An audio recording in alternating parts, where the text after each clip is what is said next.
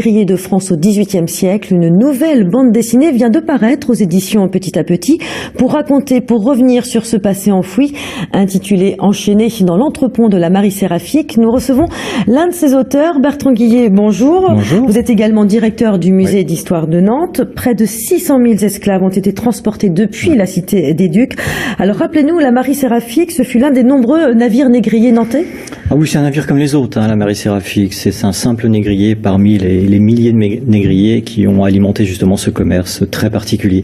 Mais c'est un navire aussi particulier qui a une histoire qui se décline notamment par une iconographie d'une très grande richesse. Et aujourd'hui, cette iconographie est véritablement à un statut d'icône connu dans le monde entier et c'est l'une des pièces phares du musée de Nantes.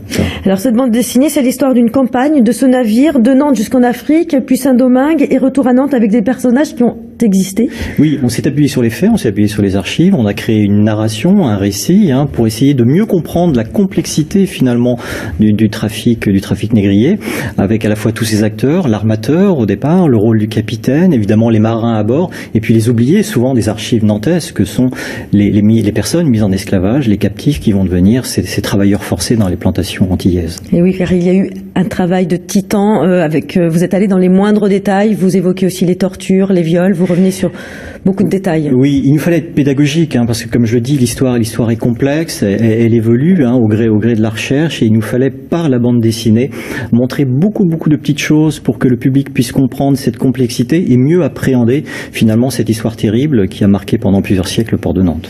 Alors il y a une partie bande dessinée et puis une partie page documentaire. Oui, c'est l'originalité de cette bande dessinée, c'est que c'est à la fois une bande dessinée pour un public plutôt jeune adulte, et puis des pages documentaires qui permettent d'aller un petit peu plus loin dans l'approche du sujet, où on décrit finalement tous les mécanismes, tous les enjeux, les personnages qui ont été investis dans cette histoire-là.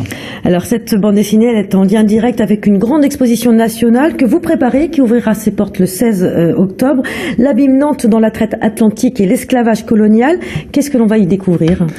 Alors, c'est une expo importante puisque c'est une expo qui va ouvrir 30 ans après la célèbre exposition des Anneaux de la Mémoire, 20 ans après la loi Taubira, 10 ans après le mémorial, et qui a pour objet de montrer les nouveaux pans de la recherche sur cette histoire de la traite atlantique.